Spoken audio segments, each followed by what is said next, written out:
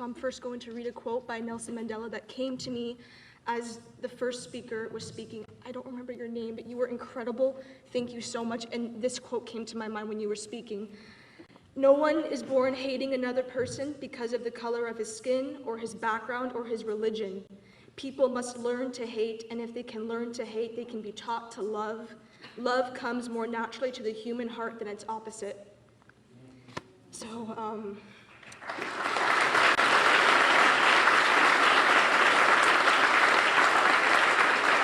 thank you. I chose to wear pink because my mother was a colorful woman and she was a rainbow and she would have loved it. This is her dress. So before I begin, in honor of my extraordinary dear mother, my best friend, my greatest advocate, my dancing partner, my pumpkin, I would like to hold a moment for us to say a peaceful and silent prayer for a few different causes, because my mother would approve of this. There was never just one thing she was inspired by or passionate towards.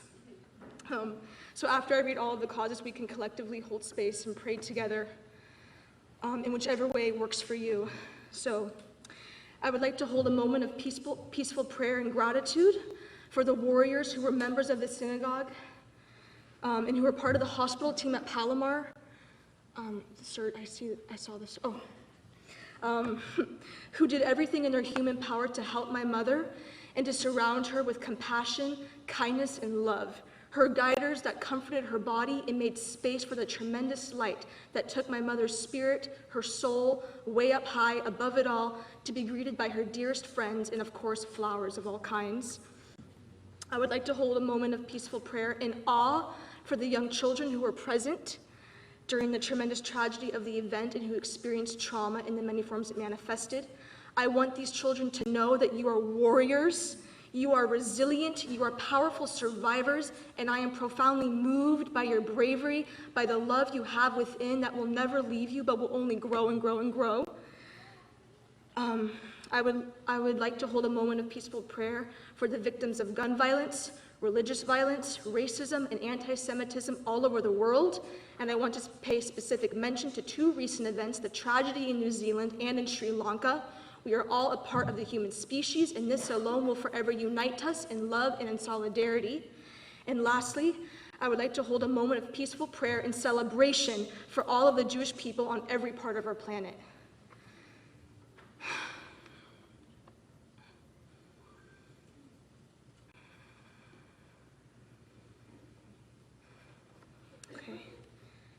So in recent years, I had a conversation with a dear, dear teacher of mine who told me of her perspectives on birthdays, how, if anything, on one's birthday, one should celebrate their mother as if they were the ones who brought our life into world, into being, and into breath. For the past 2 birthdays I have had in my early 20s, I decided upon the ritual of writing my mother a love letter in honor and in gratitude for all she had given me throughout life, but also specifically within the past year. On my 22nd birthday this past January, I constructed a letter in pink to my mother and wrote the following passage that occurred as my mother, father, and I sat around the Shabbat table over dinner. On my birthday tonight, you read from the big, entangled, old and thick with ink scrapbook that documented the moments before my life was to begin and the several years after I came from your womb. You read me the words you wrote when we met for the first time after you gave birth to me. I was in shock how beautiful you were, and I could not believe you were mine. As you read those words to me, the 3 of us sitting around the Shabbat table, I felt the power of your utmost raw, genuine, full of a mother's love kind of words, and it touched all depths of my soul. I thought to myself, in times where I feel angry or frustrated with my mother in the future, instead of allowing this heated energy to take me on a trip of rampage and urge my tongue to speak passionate words of unkindness, let I remember what it felt like to hear my mother speak her most real and uncensored thoughts that she wrote down in the first scrapbook of my life about what it was like to lay eyes on me, her daughter, for the first time.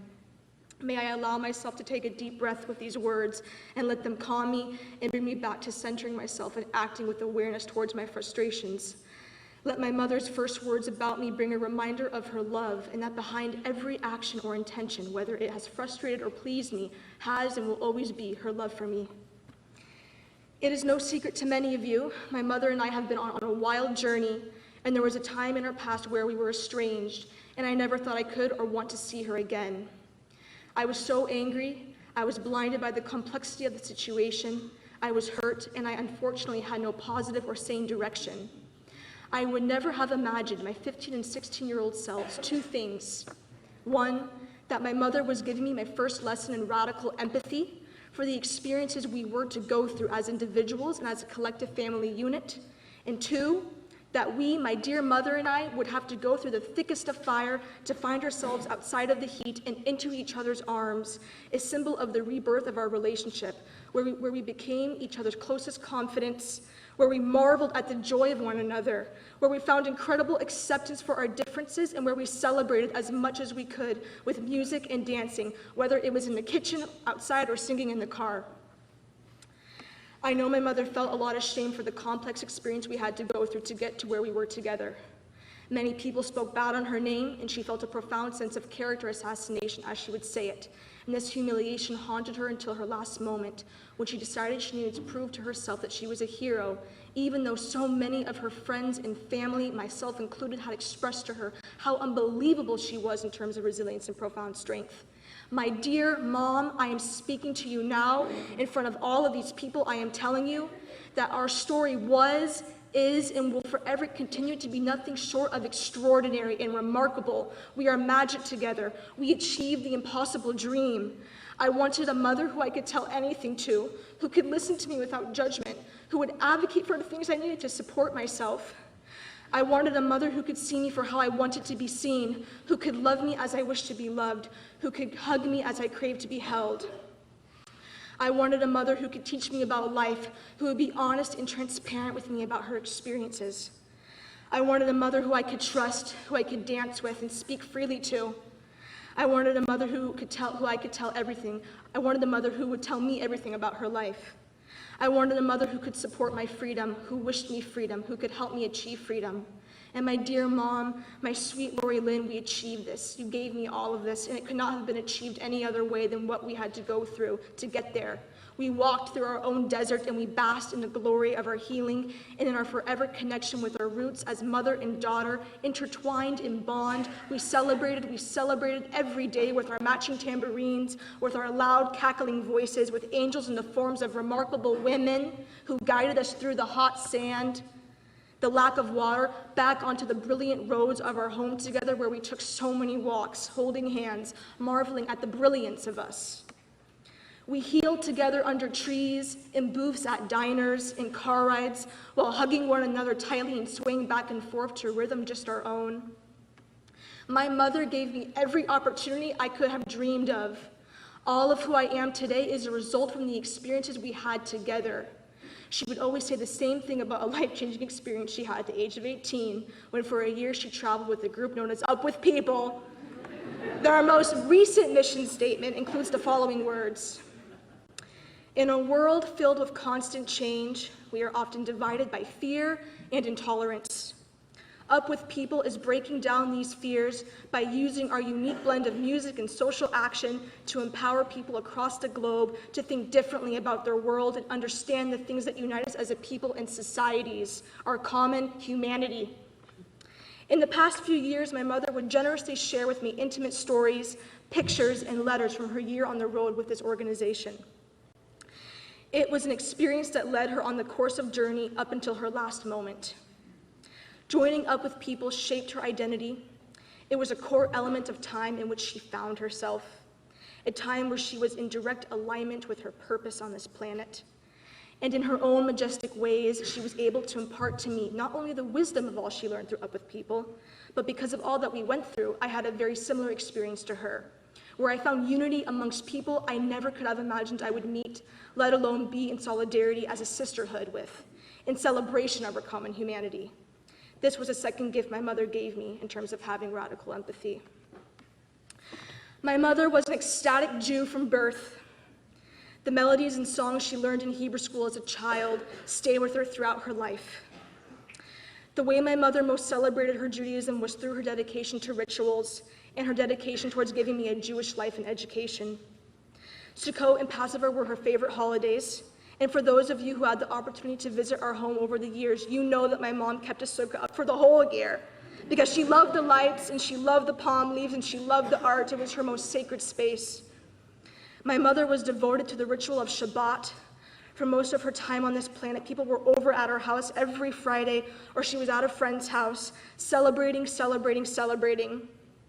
She put all her love and light into making the sacred bread of challah every week, and most of the time it wasn't even for our own family, but for her to give to others, dropping them off at houses, on top of cars, inside mailboxes, or even bringing them to her office. As a child, I learned the blessings by heart, and for the past 6 years, it was always my mother's greatest joy when I would recite to her by memory the Eishes Chayil, Mi Yimsa, who can find a woman like her. She would look at me smiling, she would close her eyes in complete happiness, how she loved to see me sing in honor of her warriorhood, her ability to be a creator to life and to love. My mother and father decided they wanted to raise me in a Jewish household that celebrated all the holidays, and they gave me a Jewish education from preschool to 8th grade. But after I graduated from middle school, my Jewish education continued in the form of being exposed to real life, to experiences I never could have imagined I would have, to meeting people I never thought I would be calling sisters. And my mother's hand was in all of this. She knew Judaism went beyond the text, beyond the guidelines, beyond the synagogue. She knew Judaism was also about who you are as a person, how you treated others, how you respected and showed loving kindness to all people. My mother lived her life this way. Everyone was her sister. Everyone was her trusted confidant. Everyone was her friend. And I am profoundly grateful that she believed in my ability to understand and recognize this truth of how it is a duty for a Jewish person to celebrate and stand in sacred awe for all of her gifts and histories of origin. I wrote my first poem about bubbles at the kitchen table with my mother while I was in 5th grade. My mother took me to my first music festival together, Gathering of the Vibes in Bridgeport, Connecticut. My mother told me the stories of her life at Cantor's Deli on Fairfax and in all corners of her home. My mother drove me to LA every Thursday in the year of 2015 for me to have the chance to work on understanding myself and to work on healing our relationship, because she believed in our freedom and she believed in my own freedom. She gave me my freedom, and we healed and we healed and we healed. On our last drive together this past Friday, I asked her if she was proud of me. I would always be asking her this, and always she would say, "Yes, Hanny, yes, I'm so proud of you." I told her she was my best friend. She was wearing pink and I was wearing black, her two favorite colors. And she wanted me to play 3 specific songs for her as we drove into the night. Elvis Presley's If I Can Dream, Lana Del Rey's Summer Wine, and Leonard Cohen's Hallelujah, but I played her the Jeff Buckley version. She hadn't heard it before, and she fell in love with his voice. My mother's most pure manifestation of her love, of her presence as a phenomenal woman, of being a loving human being, was shown in many ways, but I'm going to highlight the several most important components I believe represent my mother in her totality. Friendship. My mother thrived and lived her entire life for the sake of friendship, to give flowers to people all over San Diego and from the world, to bask in the glory of connection, of story, of history. My mother's friends are a rainbow. She was a rainbow. Her relationships were one of the things that made her most proud. My mother raised me to become like her, a woman who embraced all people, to give to all people, to love all people. And in my past, I will humbly admit I resented her for this. I wanted my mother all to myself. I didn't want her to have the expectation for me to be kind and open to all people at all times. I didn't want my mother to be the peacekeeper, the neutral person in the middle for all of my friendships, with her emphasizing the magic C word, communication.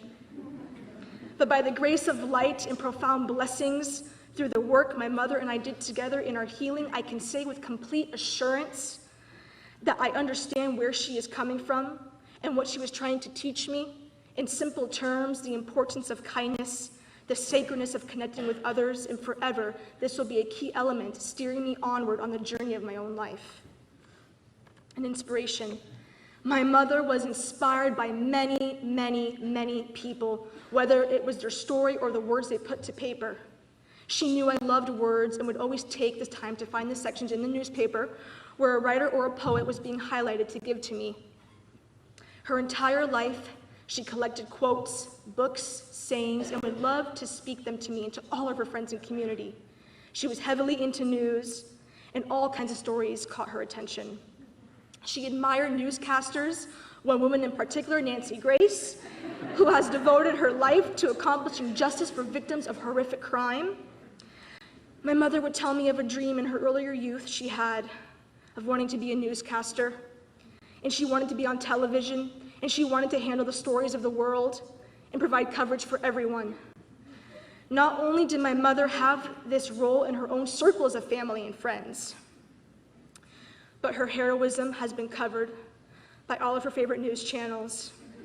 It has been seen and recognized all over the world, and for this, my mother's childhood dream has come true of wanting to share a story with the world, in this case, her heroism with the world, not for her own benefit, but to reach others' hearts and spirits for the sake of inspiration, for the profound ability to touch people's spirits, as so many stories she collected and shared with me and with others touched her. My mother's dream was to be a bridge of love, reaching one person to another. She wanted to be the bridge itself. Steady foundations planted beneath dirt, water, ground, holding up a place of meeting for people to cross and to connect and to love. She was a part of the foundation of our synagogue, not just spiritually and metaphorically, but literally.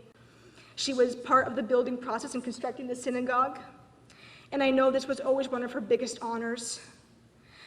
She celebrated life cycles in this holy place of prayer. She raised me in this holy place of prayer. My childhood friends and I know the whole premises by heart. She shook her tambourine in this loving space of Jewish livelihood with all of her might. And I have full belief that when my mother's spirit and soul, her precious neshama, rose from her giving and precious physical form, there were tambourines shaken in honor and in celebration by every woman in Jewish history. My mother has become one of them. She is all of our heroes, and I relinquish my childhood stubbornness that wanted her all to myself. I know this would make her ecstatic for her to hear, and I know she has heard me. My mother gave me a third lesson in radical empathy. The young man who shot my mother, a 19-year-old who apparently was a nursing student, studying the human form to be of service to others in healthcare, took my mother's life with passionate anger. There were many forms of hatred that brought this man to do what he did. But his hatred does not shadow the love of my mother and the love of the community she was a part of, the love of the synagogue that was built by eager and precious hands ready to serve and celebrate one another in the spirit and sacredness of Judaism. I know my mother has already forgiven this man who shot her, not only because she had a profound and motherly capability to forgive me and our history together, but because her mission, how she lived her life, and her decision to preserve the life of the leader of the community, the children, all of us, automatically banishes the hatred that tried to take her light. Her light has reached all crevices of our planet. She has become the mother of my dreams. She completed an act of service for the whole Jewish people. And as I conclude this ode to the love I have for my mother, I return to the love letter I wrote to her on my 22nd birthday, where I signed off the pages with a bullet point list of intentions I plan to implement for my mother and I for the year and beyond. I wrote, I want to be an advocate for all of your stages of growth as you fly onward and forward into your 60th decade. I want to continue to have honest conversations surrounding our bodies. I hope to never ruin another one of your birthdays again with my anxious indecision towards something you want to do that clashes with my comfort. I want to continue our wonderful dialogue of transparency and sharing our experiences and feelings and working through our roadblocks, leading us to the rainbow you always had your eyes on. I want to practice being open towards listening on a more deeper level to your opinions and feelings in our moments of disagreement, to not just be open to this kind of listening when it is good for me, as you would like to say. And please continue to say it because I need a reminding. I want to never cease dancing with you to your favorite 60s and 70s hits. I want to practice allowing you to show your love for me in the ways that you most like to show it, and not allow my discomfort or fear get in the way or prevent you from doing so. I want to go on walks with you from one end of the world to the next and do so holding hands. And finally, I want to practice walking in gratitude for all you have done and continue to do in your unwavering support of me. Thank you.